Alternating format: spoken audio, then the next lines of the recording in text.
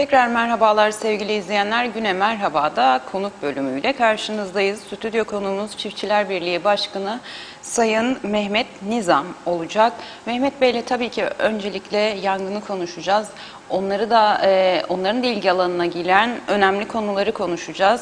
Yangın şeritlerini konuşacağız. Bunların ne durumda olduğunu konuşacağız ve bunların yangınların üzerindeki etkisini ne gibi önemi olduğunu konuşacağız. Öncelikle daha sonradan biliyorsunuz geçtiğimiz hafta başında bir uyarı eylemi yapmışlardı ve çarşambaya kadar da süre vermişlerdi. Hükümet yetkililerine talepleri vardı. Onları soracağız. Ona oldu. Tabii ki şu anda başımızda çok büyük bir üzücü felaket var. Yangınla uğraşıyoruz. Hepimiz canla başla herkes elinden ne geliyorsa yapmaya çalışıyor. Öncelikle dediğim gibi yangınla başlayacağız. Daha sonra taleplerine o konuya da geleceğiz. Mehmet Bey hoş geldiniz efendim. Hoş bulduk Özlem Hanım. Günaydın. Güne Merhaba programına da buradan çok iyi güne merhabalarla başlayamasak da evet, üzücü bir durumla karşı karşıyayız. Dileriz ki bugün önlemini alırlar. Çünkü sabahtan aldığımız haberler, akşam ben oradaydım. Gerçekten yine büyük yangınlar Gece vardı. çok şiddetlendi. Evet, şiddetlenmişti. Üzücü bir durum. Tabii ki bugün sabahtan bir kısmının önlemini dünden yapılan çalışmalarla, dozerlerle kestikleri bir bölüm vardı. Orayı sıçramadı. Daha büyük ormanlara sıçrayacaktı oradan. Oradan sıçramamış ama daha alt kesimlerden sıçrama oldu. Tabii ki ateşte 2-3 bölüme ayrıldı bu arada. Her bölümde gerek o bölgedeki çiftçilerin desteği, halk... İş araçlarıyla? Evet, iş araçlarıyla oradaki üretici arkadaşlar tankerlerle ve odun motorlarıyla şu an orada çalışırlar zaten. Ama oradaki güzel bir tablo vardır. Yani insanların nasıl ki doğasına sahip çıktığını görebileceğimiz güzel bir tablo vardır. Gönüllü olarak çalışan birçok halkımız var orada. Binlerce insanlar var. Her bölümde ateşin, çünkü dediğim gibi ateş farklı bölümlerde yayılmaya başladı. Her bölümde halktan da, üreticiden de, belediyelerden, kurumdan, kuruluştan, herkesten insanlar var oralarda. Oradaki özveriyi gerçekten görmeyen bilmez. Oradaki çalışan arkadaşlara evet, buradan herkes canla başla çalışıyor. Hatta çok teşekkür bölge ederiz. sakinleri, Mersinlik köy sakinleri, işte kadınları, çocukları tahliye ettik. Biz gençler, erkekler olarak kaldık ve mücadelemizi sürdürüyoruz dediler. Dün Ömer arkadaşımız da bölgedeydi. Hala bölgede. Oraya dokundu, onlarla konuştu, sohbet etti. Herkes gerçekten gerek vatandaşlar, gerek bölgeli, gerek yetkililer de diyeceğiz. Buradan da şuraya bağlamayı istiyorum açıkçası yetkililer demişken yangın şeritleri. Dün yangın şeridi bir tane çok büyük açıldığı ifade edildi. Önünü kesmek adına, Kantıra bölgesine sıçramamasını engellemek adına. Yangın şeritleri nedir? Bizde o bölgede yangın şeritleri var mı? Normalde bu bir temel kural mıdır? Ormanlık alanlarda yangın şeritlerinin açılması ve Mersinlik bölgesinde, Tatlısu Mersinlik bölgesindeki bu yangında o alandaki yangın şeritlerinin durumu neydi Mehmet Bey? Özlem Hanım, şimdi bu aslında her yıl yangın şeritleri her yıl açılması gerekir. Fakat önce yangın şeridi nedir Yangın şeridi için? İşte bu gibi yangınları önlemek için adı üzerinde ani müdahalelerde çok çekerli araçların yangına ulaşması için açılan geniş çaplı düz yollardır. Hı hı. Tabii ki bunların bazı yangın yollarına çok çekerli araçlar da çıkamaz. Çünkü zincirler yukarıdan aşağıya açtığı için çıkamaz. Onların da maksatı yangın bir bölümden bir bölüme sıçramaması ve yangın çıktığı zaman küçük bir alan yansın diye bir engeldir aslında yangın hem boşluk açılmış oluyor hem evet, de karadan müdahale için şans elde edilmiş şans oluyor. Doğar. Evet. Kısa yollardan oraya ulaşma şansımız da olur tabii ki. Ama burada baktığımızda 3 yıldır dağın kuzey tarafı diyelim, denize bakan tarafında 3 yıldır oradaki vatandaşların da bizlerin de tabii ki gözlemlediğimizde oradaki vatandaşlar kadar biz yeterli bilgi sahibi olamayız. Çünkü onların yaşam alanı orası. 3 yıldır oradaki yangın şeritleri güncellenmemiş. Tabii ki şu an açılan yangın şeritleri yeterli kalmıyor. Çünkü anlık açmak için çaba sarf ediyorlar. Onlardan genişletemeden yangın gelip geçme şansı buluyor şu an. Büyük sıkıntılar yaşıyoruz ama bunların tamamı önceden yapılması gerekirdi ki bu gibi bir afet diyelim artık buna ki çünkü bu doğamızı büyük bir şekilde etkiledi. Bunları önlemek için önceden yapılması gerekirdi ki böyle yangınlar çıktığında küçük alanlarla bu işi atlatabilelim. Çünkü bizim dağlarımızın büyük kısımlarında dozerler çalışabilir. Yüksek sarp kesim dediğimiz kayalık bölümler hariç alt kesimlerde daha yamaç kesimlerde şu an %90 yanan bölümlerde dozerlerimiz çalışabiliyor. Ama bunların önceden planlanıp daha detayına girilmesi gerekirdi. Yani işte yangın çıkmayacak diye her yıl görüyoruz zaten. Hangi bölgede çıkacağı sürpriz. Bazen 2 bölümlerde çıktığını da gördük. Ama bunların tamamı daha önceden planlanıp yangın şeritleri Orman Dairesi, Tarım Bakanlığı'nın yine etkisi altında bu kanallar açılması lazımdı önceden. Dediniz ki her yıl yapılması gerekir derken her yıl üzerinden mi geçilmeli? Açılmıştır, var. Yani bizde öyle bir çalışma herhalde yapıldı dağlık kesimlerde var ama onlar herhalde bir defa açılmayla bırakılmıyor öyle. Her yıl yenilenmesi gerekiyor. Üzerinde ot bittiyse oraların temizlenmesi gerekiyor. Son 3 yıldır da yapılmadığını söylediniz. O bölgeyle ilgili söylediniz değil mi bunu? Bu şeylerde, internette veyahut da gazetelerde gördüğümüz o yolların çoğu yangın yoludur. Bunlar güncellenmemiştir. Yani her yıl üzerinden geçip çünkü oradaki bitkilerden tohum düşer, kök atar vesaire şekilde otlar çıkar. O bölümlerde ot olur. Yangının geçmesi kolay olur. Oraların temizlenip genişletilir her yıl. Ki ateş atlayamasın bir yerden bir yere. Onlar bölüm bölüm de kesilir tabii ki bu arada. Yani 30 dönüm, 50 dönüm, 100 dönüm civarlarında yani dozerlerin uygun çalışabileceği yerlerde ve insanların yukarıya çıkabilme şansı olan yerlerden kesilir. Ve küçük alanların yangın çıktığında küçük alanların yanması. Yani herhangi bir müdahale biliyorsunuz ki dağlara müdahale zordur. Gerek helikopter gerek uçak ister. Bizde de yeterli sayıda olmadığı için. Tabii ki burada görüyorum ben oraya gittiğimde gördüm. Helikopterlerden daha etkili olan uçaklardır. Sebebini bilmiyorum.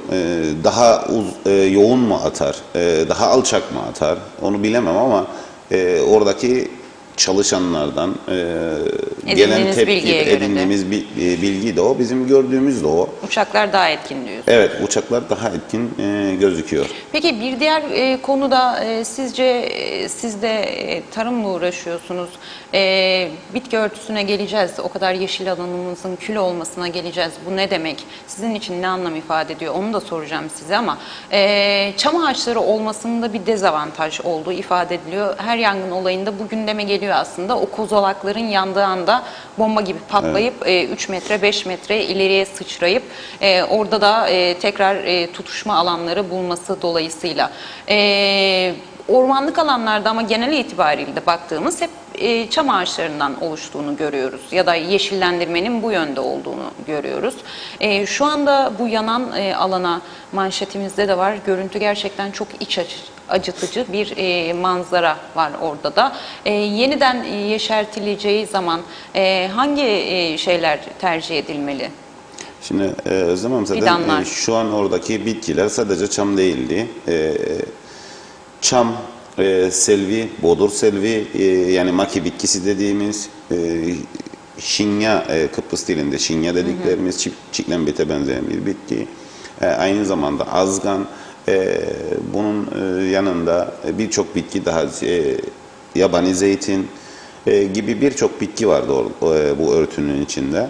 Tabii ki sadece çam ekilirse yani şu an ekilecek oralar ama bir yıl geçmesi lazım.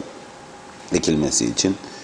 Peki ekildiğinde çam mı ekilsin, maki mi ekilsin derseniz, makiyi zaten kuşlar aşılıyor, kuşlar aktarıyor.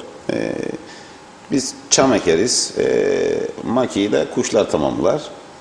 Ama bu bitki örtüsü kendi yine aynı örtüyü alması için bu yanan yer çok çok uzun yıllar ister. Belki de bizler orayı göremeyiz yani eski halini.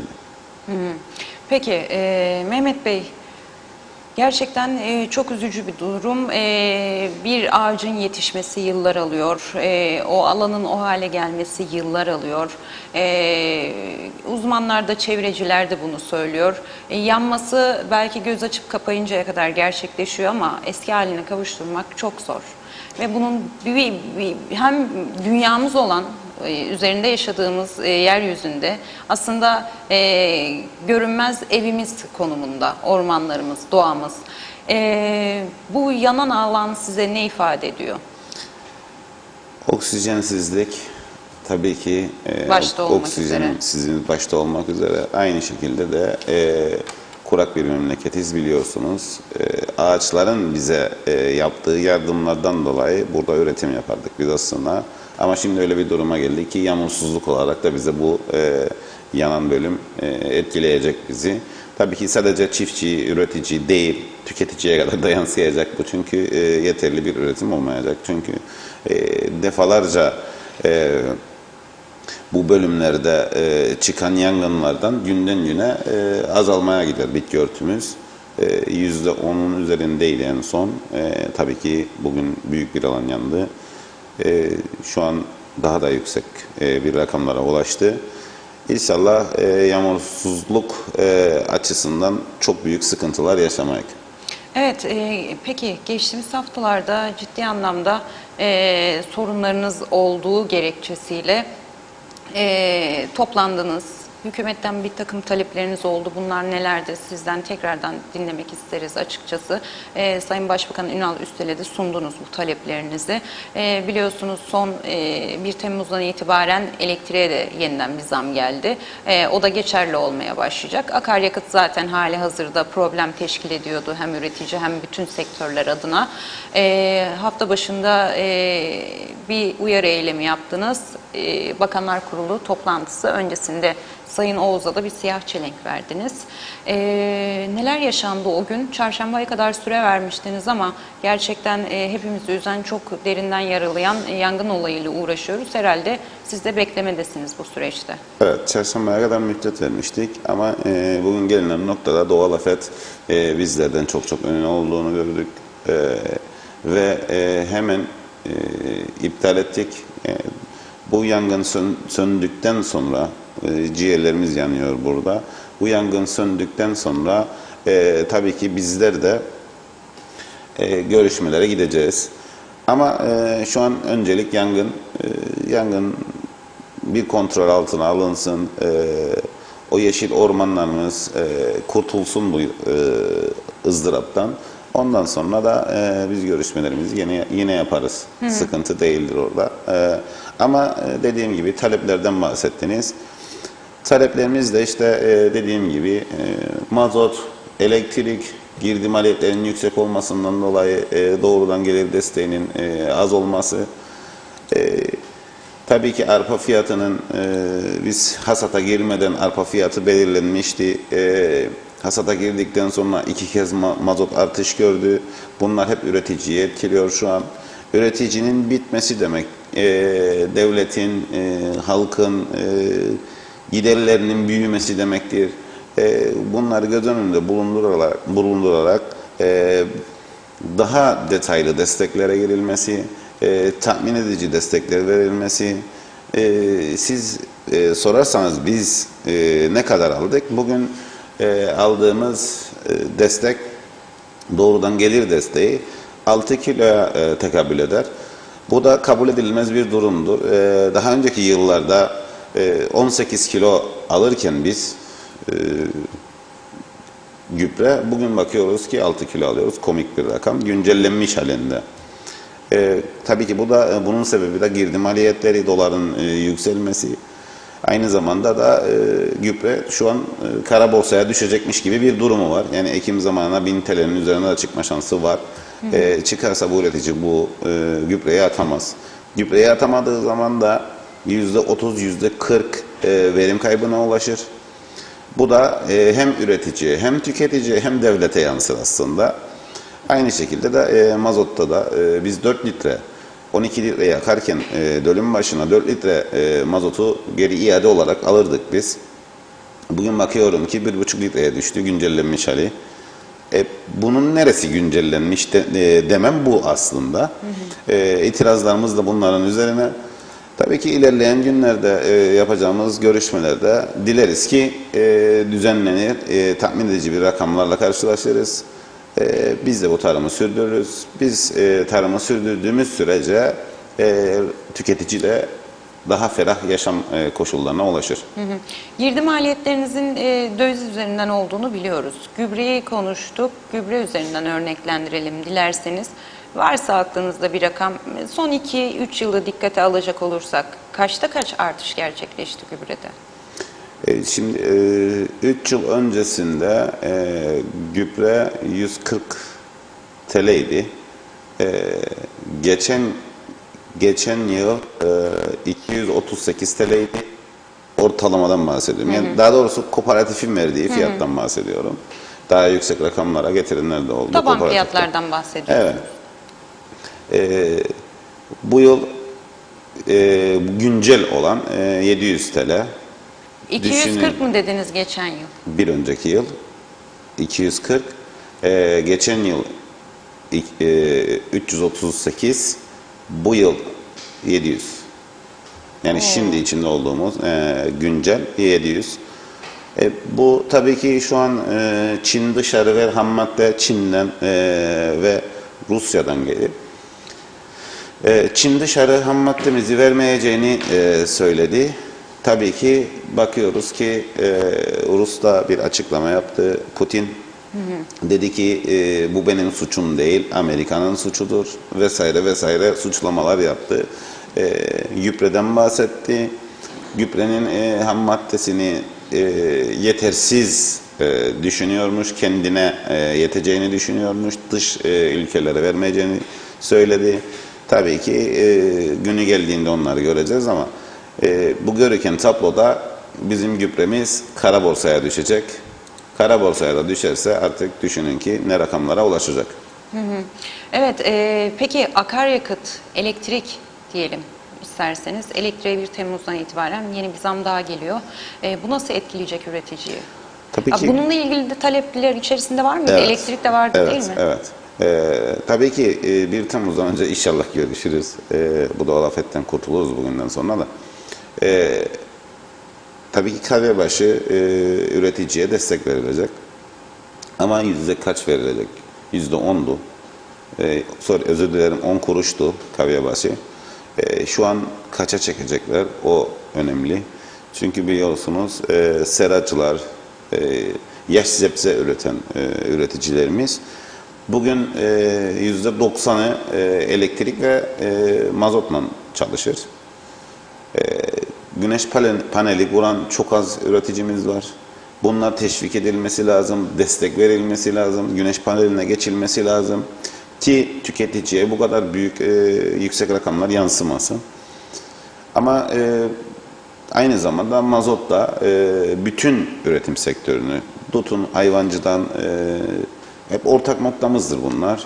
Hayvancı, çiftçi, seracı, narenciyeci, genel üretim sektörünü etkileyen mazot ve elektriktir. Bunların biz tabii ki güncelleneceğine inanıyoruz. Daha tatmin edici rakamlarla bizlere geleceğini. Çünkü pandemiden ve yaşanan bu kötü şartlarda, kötü koşullardan bütün herkes ders aldı aslında.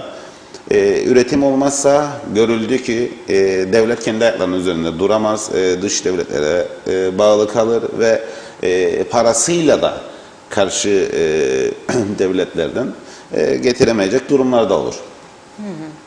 Evet, peki daha önemli bir konuya girecek olursak, çiftçi üretici kendi yağıyla kavrulabiliyor mu? Ki her zaman konuşuyoruz. Hayır diyorsunuz. Bu desteklerin sağlanması lazım. Zaten battı batan ve yoluna devam etmek isteyen, ayakta durmaya çalışana da destek verilmezse yakında onlar da üretemeyecek duruma gelecek.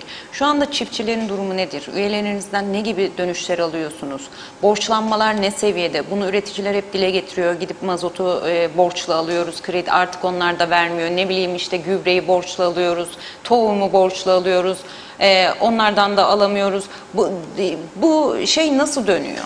Bu devran nasıl gidiyor şu anda? Şimdi Borçlanmalar ne durumda? son zamanda yaşanan bu artışlardan üretim kesimindeki büyük kısım zaten şeye girmişti. Biçime girmişti. Yani ürününü almaya başlamıştı. Fakat şu an kendi kendinin ayağına sıkar. Borçlarını bir tarafa bıraktı. O ürünü tarladan nasıl kaldırırım ayağına geçti. Satar çıkardığı ürünü ucuz yollu veyahut da kısa ödemeli yollu bir şekilde bu ürününü satar, mazot alır, o sirkülasyonu çevirmeye çalışır ki ürününü tarladan alsın. Ama bu gelinen noktada bir sonraki yıla hazırlık yapamayacak durumdadır bu üretici. Yani bıçak kemiğe dayanı dedikleri bu. Bu süreçten sonra üretici birazcık zor eker çünkü kendi hazır borcu da karşıda bekler. Faiz uygulanır. Faizlerimiz yüksek. Dileriz ki tabii ki o faizler konusunda da düşüşler bekleriz. Kooperatif Bankası'ndan çünkü biliyorsunuz bütün kırsal kooperatiften sorulur aslında. Kooperatifi de bu faizleri güncelleyip üreticinin eline ne kadar düşük faizde alabilirse gerek ilaç olsun gerek gübre olsun vesaire şeyleri alıp tarlasında kullanabilirse düşük faizli üretici o kadar da canlanmasına sebep olur. Aynı zamanda da kendi borçlarını bu yıl öder mi derseniz biraz zorlanacak. Yani %50-50 gibi bir durum. Yani %50'si öderse %50'si ödeyemeyecek. Peki üretim biterse ne olur? Üretim biterse tabii ki tüketici de biter. Aynı zamanda... Çünkü bazı görüşler de var ki biz bu ülkede zaten üretim yapamıyoruz, kurak bir memleketiz, ayağa kaldıramadık, daha farklı alternatiflere yönelebiliriz bu noktada. Ar-Ge diyenler var, farklı alanları dillendirenler var. Üretime bu bakış açısıyla bakanlar da var. Siz ne düşünüyorsunuz bu konuda? Çok büyük bir yanlış çünkü şu an taşımacılık çok yüksek rakamlara ulaştı. Yani şu an... Bunu düşünen arkadaşlar burayı iyi dinlesin. Bize bugün Türkiye veyahut da Rusya beleş de verse bize arpayı, buğdayı, mısırı, küspe, aynı zamanda domates, salatalık gibi ürünleri sadece kilo başında 2,5-3 TL'ye yakın bizim adaya ulaşması vardır. Biz bu destekleri kendi yerli üreticimize versek daha refah bir yaşam koşuluna ulaşırız. Daha ucuz ürünleri tüketme şansımız olur. Ama bugün gelinen noktada üretimi bitirme noktasındayız. Kısa bir zaman sonra üretim biterse bunların acısını daha net göreceğiz. Çünkü biliyorsunuz ki Rusya'da bundan 10 yıl önce ne kadar ürün elde ederdi, ne kadar ürün üretirdi. Bugün geldiğinizde bir dünya markası oldu. Neden? Hem gelir sağlıyor oradan, yüksek bir gelir sağlıyor hem devletine hem çiftçisine, üreticisine hem de istihdam sağlıyor burada. Bu büyük bir güç olur, güç haline geldi. Ama şu an bizim memlekette bakıyorum ki kırsal şehirlere taşınmaya başladı. Yani kırsaldaki gençler çiftçiliği, hayvancılığı yani üretimi bırakıp şehirlerde X firmalarda çalışmaya yani bir asgari ücret karşılığında çalışmaya yelkendi ama orası da aslında kötü bir durum, burası da kötü bir durum oldu. Neden? Çünkü bu da işsizliğe yol açar. Yani asgari ücretin yükselmesini de önler, asgari ücretten daha yüksek maaş alacak buradaki çalışanları da engeller. Çünkü size diyor ki asgari ücrete çalışan var sen çalışmazsan gibi. Bu defa profesyonellik gider bir nevi. Bunlar hep kötü şeylerdir. Tabii bir noktayı düşünmememiz gerekir. Uzun vadeli ve diğer sektörlere de nasıl yansıdığını düşünmemiz gerekir üretim olmazsa. Peki Mehmet Bey, bu renkli mazot meselesi, bu çok konuşulan bir konu. Hatta yetkililer de Tarım Günü'nde olağan genel kurulunda bu konuya çok değinmişlerdi. Renkli mazotu artık biz de geçelim. Güney Kıbrıs kullanıyor sanırım. Bu çok dile getiriliyor. Renkli mazot nedir? Avantajları nedir? Bizde hayat bulmalı mıdır? Ya da bulmuşsa nasıl buldu? Var mı? Herhalde yok ki isteniliyor. Nedir bunun avantajları? Şimdi yetkililerden bahsettiniz. Yetkililer siyasetçidir. Onlar kürsü konuşmalarını çok iyi yaparlar. Kürsü konuşmasında dinlediğiniz zaman yetkilileri ne çiftçiler birliğine gerek var, ne hayvancılar birliğine, ne seracılar, ne arıcılar. Kimseye gerek yoktur. Çünkü onlar kürsüde gerekeni yapar. Sadece sözlü ama. İcraata gelince hiçbir elini taşın altına koyamaz. Renkli mazot bir altyapı ister. Zaten bütçe, devletin, hükümetin bütçesi belli. Bir altyapı ister. Altyapı geçtikten sonra sadece kontrol etme, yani altyapıyla bitmiyor, kontrol etmesi var vesaire sıkıntıları daha var. Yani işte gelirken ayrı gelmesi lazım, ayrı depolara girmesi lazım, pompacılara kadar yansır yani bu. Büyük bir maliyettir. Ha bunun karşılığında dediğim gibi işte 4 litre mazotla onu karşılıyoruz biz aslında. Aşağı yukarı tam net olmasa da çünkü şu an biz bakıyoruz ki hak ediş işte dönüm başına budur işte renkli mazot olsa bu kadar para alır üretici. Onun karşılığında bir hesap yapıp devletten destek alıyoruz. Ama sadece üretim yapan tarlada değil, mandırada da atıyorum kendi hayvanlarına saman çekmesi lazım. Yine aynı mazotu yakar. Ama onu cepten yakar. Yani bunlardan birazcık sıkıntı yaşıyoruz. Yani ekip biçmede o kadar değil ama onun haricinde tarlada çalıştığımız ekstra iş bölümlerinde evet sıkıntı yaşıyoruz. Evet. Renkli olmadığı halde. Peki Mehmet Bey, bütçeyi değerlendirecek olursak biliyoruz geçtiğimiz haftalarda bütçede geçti, ek bütçede geçti. Eleştiriler var, yeterli bulanlar var. Siz tarıma ayrılan bütçeyi nasıl değerlendiriyorsunuz? Özlem Hanım şimdi 240 milyon bir bütçemiz vardı bizim. Yetersiz olduğunu daha önceden de biz belirtmiştik. O zaman ben başkan değildim tabii. Sayın Kelle'ydi başkan. Tabii ki yönetim kurulunun toplanıp hesaplaması. Biz çünkü artık bu hesap işlerine çok iyi alıştık sayelerinde.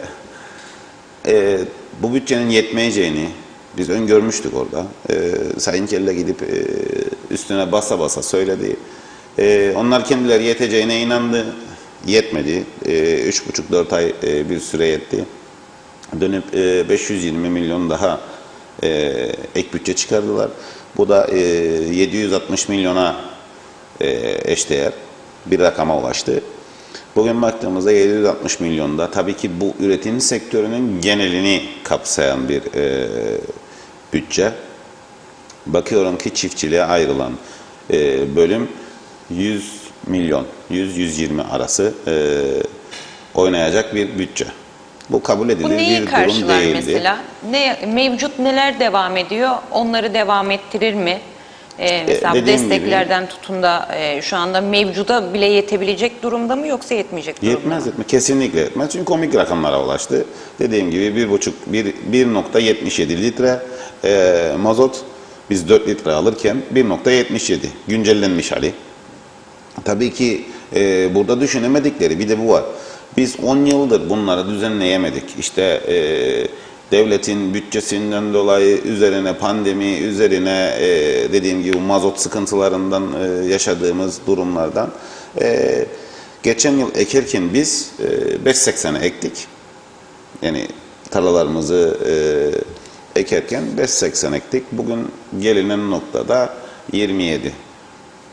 Tabii ki buradaki sen %100 artış yaptım dediğin ve gülerek söylediğin bu %100 artış yapıldı size. Komik bir rakama ulaştı. Tabii ki aynı zamanda da Bu mazotla da bitmiyor. Bu biz diğer tüm girdi maliyetlerimizin yükselmesinde biz %500, %600 artış gördük. Bunun burada bakıyoruz ki biz %100 artış yapıldı bize diye üretim yapmamızı istiyorlar. Bu durumda biz üretim yapamayız zaten. Yani bu bir aşikardır. Kimse de demesin yani işte ben yapabilirim. Yapamaz. Bunun icat parası nerede, biçer parası nerede, kırıldı döküldüsü nerede, mazotuydu, adam parasıydı. Yani kesinlikle kimse bunun üzerine çıkamaz. Zaten gübre alıp da atamayacağı için rekoltesi de aşağıya düşecek. Rekoltesi aşağı düştüğü Bu neyi zaman getirecek? kurtarmıyor. Piyasalara neyi getirecek aynı zamanda? Pahalılığı getirecek mi? Tabii ki pahalı getirecek. Çünkü dış devletlerden sen daha yüksek rakamlar alacaksın. Bugün bizde arpa 5,5, Türkiye'de 6,10. 6,20. Bazı yerde 6,80. Peki sen oradan bu bizden daha yüksek rakamlara arpa alıp geleceksin buraya. 2,5-3 liraya yakın da bir kira ödeyeceksin buna. Gemi parasıydı vesaire. Düşünün ki kaç paralara ulaşacak. Bunu da tüketici tüketemeyeceği için sübvansiye yapmak zorunda kalacaksın. Ama hayvancıya ve çiftçiye genel üretime 700 milyon yaparken 1,5 milyonun üzerinde sübvansiye yapman lazım ki bu halk daha ucuza yesin. Bunları düşünmeleri gerekir. Yerli üretimin ne kadar değerli olduğunu, buradaki refah ve katma değer için ne kadar önemli bir üretim olduğunu görmeleri lazımdı bu pandemi sürecinde. Tabii ki şu an görmezse bundan sonra da görse de tatmin edici bir rakamlara ulaşsa da bundan sonraki süreçte geri dönüşü biraz zor olur. Peki Mehmet Bey, önümüzdeki süreçte, önümüzdeki aylarda diyelim, yaz artık adım attık zaten de sebze meyve fiyatlarında nasıl bir tablo bekliyor bizi? Yani siz bu işin içindesiniz, bir ay, 2 ayı öngörebiliyorsunuzdur diye düşünüyorum. Fiyatlar çünkü oldukça yüksek. Sadece sebze meyve değil. Hayat pahalı, hayat pahalılığı sıkıntı yaratıyor şu anda. Alım gücünün düşmüş olması sıkıntı yaratıyor ama sebze meyve özelinde konuşacak olursak, Özlem dediğinizde 1-2 ay sonra bu fiyatlar artacak mı, azalacak mı, böyle mi gidecek? Ne bekliyor bizi önümüzdeki aylarda? Özlem Hanım, çok güzel bir konuya değindiniz. Dün akşam üzere Erülkü'ye geçtim. Tabii ki hemen reyonları kontrol ederim, işte böyle zepsi meyve reyonlarını. Bir baktım orada bir adam uzun saçlı, böyle belli ki böyle köy hayatı yaşamış bir adam. Tek tek zerdaliye çok yoğun baktı. Marılın, o sarmaşık marıl dediğimiz marıla böyle yaklaştı, baktı, aldı, inceledi falan. Benim de ilgimi çekti. Dedim ben bu adama soracağım ya, yani neden böyle bu kadar inceliyor? Evet. Abi dedim, bir şey sorabilir miyim? Konuşmasından anladım ki Mersin şivesi konuşur. Ben dedim buralı değilim falan dedi. Dedim yok, anladım da dedim, neden böyle bu reyonlara yoğunlaştın? Bu zerdaliyi dedi üreten benim. Ben şok. Aa. Ben dedi bunu dedi. Yerinde tespit etmek için mi gelmiş? Burada kuzeni varmış, kuzenine geldi. Buraya da oradan. Gelmişken gidip bir inceleyeyim Evet, dedi. evet. Bu zerdalilerin durumu nedir? Burada 28 TL, burada 28 TL, orada kendisi 8,5 TL'ye vermiş. Bu nasıl bir durum ya der. Anlayamadım da. Bu sarmaşık marılı dedi ben kasada 8 tane özür dilerim 8 mi dedi 4 mi dedi tam aklımda değil. Bir kasada dedi ya 8 ya 4 tane varmış. 10 TL'ye veririm. Burada dedi kilosu 12-13 TL bir şey. Bu nasıl olur dedi, ben bunu anlamadım dedi. Oradan tane başı veriliyor. Buradan kilo başı satılıyor. Düşünebilir misiniz aradaki rakamı? Peki nerede ne oluyor Mehmet Bey? Kendisi de öyle diyor bana. Ya der Mehmet Bey de, tabii ki orada tanıştık, işte ben kim olduğumu söyledim. Mehmet Bey der bunu bir araştırın ya der, bu olamaz böyle bir şey der. Ben burada onu tane başı veriyorum, burada kilo başı satılıyor. Burada büyük bir kar elde eder satan. Ama tabii ki bunu yiyen aradaki aracılardır. Çünkü kaç aracıdan geçtiği önemlidir. Kaç toptancıdan geçtiği önemlidir. Bunların hepsi üzerine tabii ki kar koyup satıyor. %10, %20 vesaire. Artık bilemem çalışma sistemleri nasıl bir şey olduğunu. Bunların, nasıl yani Mersin'den çıkıyor, gemiyle geliyor Tırlarla limana, geliyor. tırlarla mı geliyor? Evet, tırlarla. Gemilerle geliyor ama tırlarda, Evet. gemilere yüklü olarak. İniyor, oradan nereye gidiyor? Hallere mi gidiyor? Tabii ki, evet, buradaki Hallerden de soğuk hava marketlere. depolarına bizim oradan hallerden çıkar. Onlar Evet. hallere verir. Oradan hallerden bizim buradaki toptancılar dediğimiz anlaşır. Oradan tırlara yüklenir gemiye. Gemiden buraya, burada da soğuk hava depolarına veyahut da vanlara, buradan da dağıtıma. Öyle bir Yani sistem. üç Üç el değişiyor. değişiyor. Üç elde Tüketiciyle üreticiyi de korsan beşer. en son beşinci el Beşinci el üreticiye tüketici. gidiyor. Olan da tüketici oluyor ya Olan bu da arada. tüketiciye olur Her ve elde aynı çünkü zamanda üreticiye de. Yani bir kat artmış oluyor bu hesaba göre. Evet, Her evet. elde bir kat. Evet. Mesela 5 TL ise öbürü aldığında 10'a çıkartıyor. Öbürü 15'e çıkartıyor. Evet. Öbürü 20'ye. Tüketiciye de 25'e geliyor. Evet, gerçekten üzüldüm. Peki bunun önüne nasıl geçilebilir? Bu hal yasası artık buna bir Evet. çözüm olur mu? Çıkmalı Hal mı bir yasası, an evvel? yani bir kooperatifleşme olması lazım. Hal yasası da aynı. Kooperatifleşme de onun bir dalı aslında. Bütün üretim sektörünü o kooperatife toplayacağım. Orada kooperatifte siyasi olmamak şartıyla bir yönetim kurulu seçilmesi lazım, denetim kurulu. Ve bunlar denetlenip Türkiye'den gelecek olan veyahut da dış ülkeden gelecek olan ürünleri de denetleyip oradaki fiyat denetlemesini de buraya geldiği aradaki verim kaybını, yani ödedikleri ücretleri hepsi bilinmesi lazım. Buradan satılırken yüzde kaç konduğu bilinmesi lazım ki tüketiciye yansımasın bunlar. Ama şu an bakıyorum ki büyük rakamlar yansıyor. O adamın benimle konuşurken, bana söylerken böyle ateşli olması, ben orada Tabii bu üreticinin de zoruna gidiyor değil mi? Evet. O zorlukla üretiyor. Atıyorum 8 TL'ye benden çıkışı var bunun diyor. Buraya gelip 25 TL'yi görünce. Yani siz bunu hak veriyor musunuz? Olabilir mi? Bu rakam yükselişi kabul çok fahiş mi? durum değil yani. Yoksa mesela şimdi sorulduğunda siz ya da yarın gidip bunu araştırdığınız zaman ne diyecekler? Taşımacılıkta işte akaryakıta zam geldi. Transferde, lojistikte çok ciddi şeyimiz var gibi mi savunmalar olacak? Evet. Şimdi kesin savunma o. Tabii ki bunların hepsinin sebebi de mazot. Aynı zamanda mazot taşımacılığı da yüksek bir şekilde etkiliyor. Bunların tamamı gelip üretimi ve tüketimi de köstekliyor aslında. Ama oradaki üretici bana ne dedi bilir misiniz? Biz bunu satarken zorlanıyoruz. Maliyetlerimize çok yakın bir rakamda satıyoruz. Bizden sonrası da Mehmet Bey dedi bak kara borsaya düşüyor. Çünkü biz alıcılara direkt temas edemiyoruz dedi. Türkiye'de biraz sıkıntı varmış bu bölümde. Sebebini bilmiyorum. Detayını çok konuşamadık orada. Ayaküstü konuştuğumuz için. Kendilerinden sonraki bölümde kara borsaya düşüyor. Kendilerinden çıkış bölümünde zorlanma var. Yani üreticiden çıkış bölümünde zorlanma var. Kendilerinden sonraki bölümde de kara borsa işi var. Yani daha gelmeden kara borsaya düşüyor zaten, Evet, adaya düşüyor. girmeden. Evet, adaya gelmeden düşüyor. Adaya geldikten sonra bizim ada zaten biliyorsunuz ki tam kara borsa. Peki bu hal yasası, bu sorunu, bu aracıları hep hayvancılar da et fiyatları noktasında hep şikayetçi oldukları şey aracılar. Kaldıracak mı bu yasa? Bu aracıları buna olanak tanıyacak mı? Böyle bir şey mümkün mü? Mesela dediniz ya şikayetçiler direkt alıcılara ulaşamıyorlar. Neden bugün bir düzenleme yapılsa Kuzey Kıbrıs Türk Cumhuriyeti dese ki böyle bir nizamname hazırladık ya da böyle bir çerçevesi var. Bundan sonra direkt işte burayla iletişime geçip alıcılar direkt alabilecekler dese yapabilir mi? Yoksa alıcıların buna gücü olmadığı için mi zaten aracılar bu işi yapıyor, alıcılar da onlardan alıyor?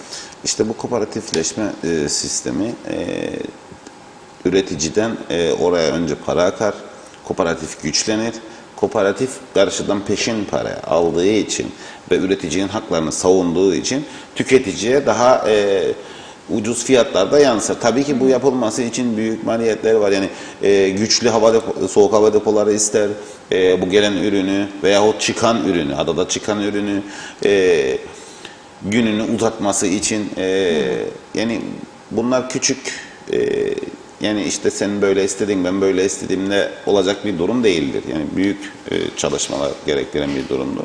Bir de bunlar çalışırken tabii ki toptancıların çıkacağı ve eylem yapacağı bir durum var karşımızda. Ya üretimi seçecek ya toptancıyı seçecek burada. Tabii ki üreticiyi seçmemiz gerekir ki halk da daha refah bir düzeye gelsin. O yüzden büyük çalışmalar ister. Bu yasalar geçerken siyasiler herhangi bir siyasi arkadaşlığa vesaireye bakmaması gerekir. Tüketiciye, yani halka hizmet hem böyle bir yasa geçirmesi lazım ki ondan sonraki süreçte de üretici kendi bir şekilde bunu kurar. Tabii ki bir kısmını devlet destekler, işte yer gösterir veyahut da soğuk hava deposunda yardım eder. Gerisini üretici tıkır tıkır yerine getirir. Peki son olarak şununla da noktalayalım dilerseniz Mehmet Bey.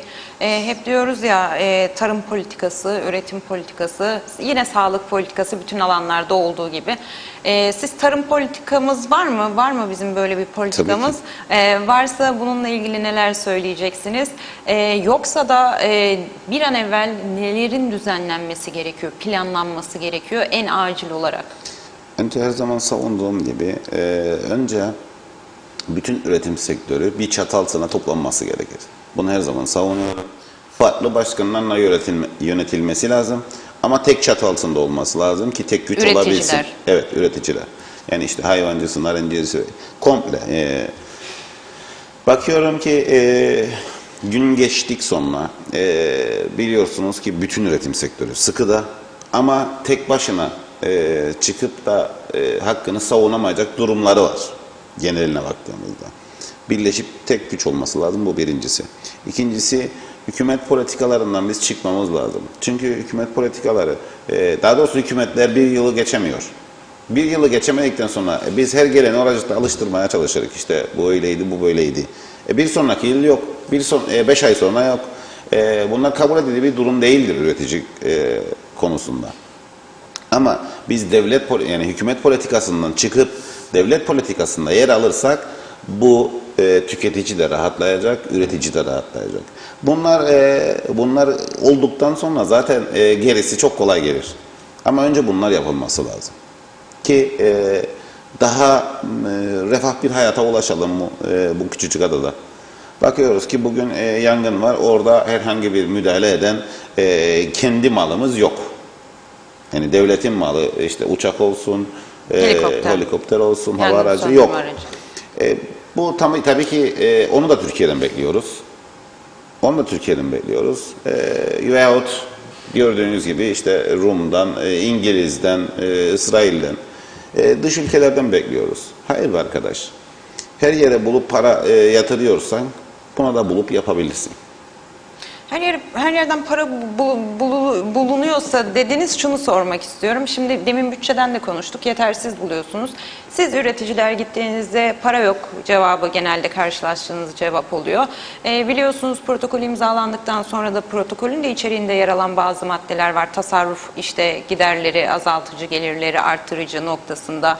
Onun dışında yine bir açıklama yapılmıştı. Tasarrufa bakanlıklardan başlayacağız diye. Siz bu konuda ne düşünüyorsunuz? Üreticiler oturduğunuzda ya da o cevabı aldığınızda, ki bu konuda Mustafa Naimoğulları Sayın Başkan çok başarılı.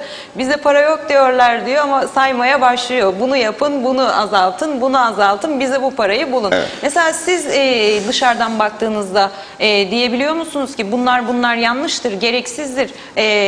Yani bizi yönetenler penceresinden baktığınızda buralardan tasarruf edilirse buralara aktarılabilir dediğiniz neler var mesela? Birincisi Özlem Hanım, çok duyacağız, az inanacağız bu siyasetçilere. Neden derseniz bakanlıklara dokunamazlar. Sadece kürsü konuşması yaparlar, demin de belirttiğim gibi. Bugün %43-46 bir artış yapacak bu ay başı. Peki asgari ücret alanı ne kadar yansıyacak?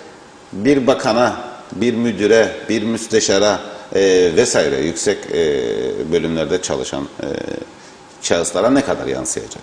Bunun neresinde adalet var? Ondan sonra paramız yok. Be arkadaş, önce sen asgari ücretle çalışanı destekle. Asgari ücrete %43 yaparsan De ki 10 milyarın üstündeki veya örnek gösteriyorum şimdi yanlış anlamasın kimse de 10 milyarın üstündekine %43 değil 46 değil de %20 yapıyorum de. Bir balans tut orada. Bugün bakıyoruz ki biri alıyor 2 milyar 660, biri alacak 1 milyar, biri alacak 300 milyon ya da 600 milyon alacak asgari ücret. Bu ne demek ya? Bu ne demek? Sen asgari ücretliyi mi dengelen yoksa aradaki arayı mı açmaya çalışın?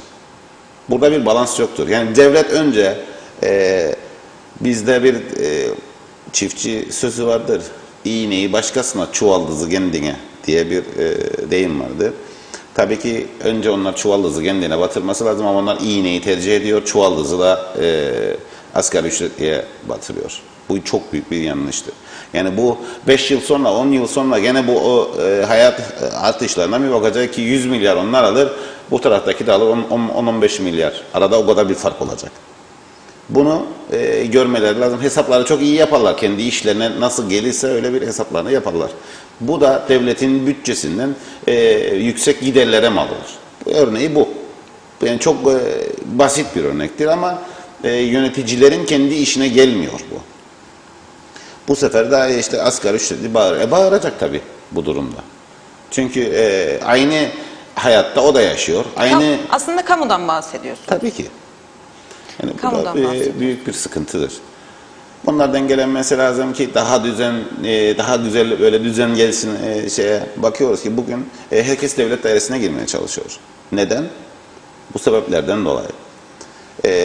Özel sektörde çalışan Yeni nesil çiftçiliğe merak duyuyor mu? şu andan Üretim yapmak sonra biraz istiyor mu? zordu ya. Bu girdi maliyetlerle. Çünkü gerçekten karşılaşıyorum ben çok gençlerle bu işleri yapmaya çalışan gençlerle sevgisi olduğunu, ata mesleği olduğunu ama geliştiremediğini söylüyor. Bu çocuk ne kadar dayanacak bu işe? 1 yıl, 2 yıl, 3 yıl. Bakacak ki boş boşuna uğraşır tarlaların içinde herhangi bir gelir elde etmez, zararına uğraşır. Başka yerden aldığı yani ikinci bir iş yapıyor şimdi şimdi örnek gösterdiğim çocuk. Boyacı yanında çalışır hatta. Bakıyor ki oradan aldığı parayı da oraya veriyor. Bu sefer ne yapmaya çalışsın? Şimdi bu bahsettiğimiz çocuk bekardır, daha 20 yaşlarındadır. Ama bu süreçten sonra bu gibi çocukları biz aşılayamayız bu işe. Bu sistemi değiştirmemiz lazım ki daha böyle albenisi olsun. Cazip hale gelsin. Evet, cazip hale gelsin ve Üretimi yaşasın. tabii ki üretimi yaşasın Çünkü bu ve yaşasın. anlattıklarınızdan anlıyoruz ki yeni nesil gelmezse üretimde böyle son nesille, temsilcilerle Evet. birlikte yok olacak gibi bir görüntü var. Yani biz her zaman bunu savunuruz. İşte ki siyasetçiler de bunu savunur. İşte bizden sonraki nesillere bırakacaksan bunları hepsini göz önünde bulundurman lazım. Yani gençlere bir destek vermen lazım. Misal. Veyahut da uzun vadeli sıfır faizli kredi bu çocuklara vermen lazım ki alet ekipman alsın gibi çalışmalar olması lazım. Ama bugün bakıyoruz ki üretim hakkında herhangi bir çalışma yok. Yani gözle görülür, elverişli bir çalışma yok. Evet, maalesef. Bu da tabii ki gençler için büyük bir sıkıntı olacak. Bizler için de. Yani biz de bugün bir sonraki yıl yapabileceğimiz aslında muamma. Yapar mıyız, yapamaz mıyız? Ben şimdi burada söylemek de isterim. 1000 dönüm eken bir adam şimdi 1 trilyon, 1,5 trilyon borca girer mi sizce? Bırakın 3000 dönüm eken biri. Evet. Bu kabul edilir bir durum değildir. Mehmet Bey çok teşekkür ediyorum değerli katkılarınız için. Kabul edilebilir bir durum değil. Üreticinin kabul edemeyeceği birçok durum var. Sizin de anlattığınız gibi. Umarız bu sorunlarınıza bir an evvel çözüm bulunur. Öncelikle şu yangınla ilgili bu zor günleri geride bırakırız ve siz de geçtiğimiz hafta talep ettiğiniz isteklerinize ulaşırsınız bir an evvel diyoruz. Umarız. Evet.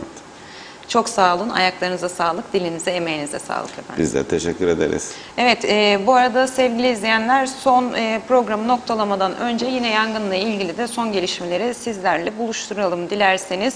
Tarım ve Doğal Kaynaklar Bakanlığı yangın bölgesinde acil iş gücüne ihtiyaç var açıklamasında bulundu efendim. Sanırım iş gücü demin bizim de Mehmet Bey bahsettiğimiz değil mi? İş Evet. makineleri ve insan gücü. Burada bir şey değinebilir miyim? Tabii ki hemen şunu aktarayım da ondan sonra kapatalım birlikte. Mersinlik bölgesinde yangın 4. gününde etkisini sürdürüyor. Ancak yangının çevre bölgelere yayılmaması için ekiplerin çalışması sürerken daha fazla iş gücüne ihtiyaç olduğu bilgisi verildi efendim. Tarım ve Doğal Kaynaklar Bakanlığı bu konuyla ilgili açıklama yaptı. Çapa, kürek, yangının söndürülmesine yardımcı olacak aletlerini alan herkesin Ardahan köyünün üst kısmındaki bölgeye gitmesi rica olunur denilmiş. Yangın bölgesine destek vermek isteyen kişilerin Ertan Güler'e 0533 850 97 51 iletişim numarasıyla iletişime geçebilecekleri bilgisi de paylaşılmış. Buyurun Mehmet Bey. Bu bölümde çok büyük bir sıkıntı vardır. Yani bu bölümü atlarsa çok sık ve çok büyük ormanlara ulaşır yangın. Bir an önce kendini hazır hisseden vatandaşlar oraya ulaşsın. Tabii ki bunun yanında da dozer olan çok firmamız var, büyük iş işletmelerimiz var. Onlar da ivedi bir şekilde oraya gitsinler. Bakıyorum ki 5 dozer var orada şu an. Bunların içinde 5 dozer mi var? 5 dozer var. Tabii ki bunların içinde özel sektörde olan genç bir dozercimiz var. Onlara teşekkür ediyorum. Buradan Mert Özçoban'a kendi 3 gün uyumadan orada çalıştı. Sadece mazot karşılığı bu çocuğu tebrik ederim. Hem eksavatörlerini hem şirolarını hem de dozerlerini oraya getirdi. Bakıyorum ki diğer büyük bu küçük bir işletmedir bu çocuğun. Diğer büyük işletmeler neden bunu yapmaz diye aslında içim parçalandı. Büyük işletmeler de evet lütfen oraya destek versinler. Bu ada hepimizindir. Bu ormanlar hepimizindir. Her an biz bu oksijeni çekmemize neden olan, sebep olan ormanlarımızdır. Onları böyle kara örtüye bürünmesine engel olalım. Herkes elinden gelen yardımı yapsın. Evet, yapabilirler isterlerse.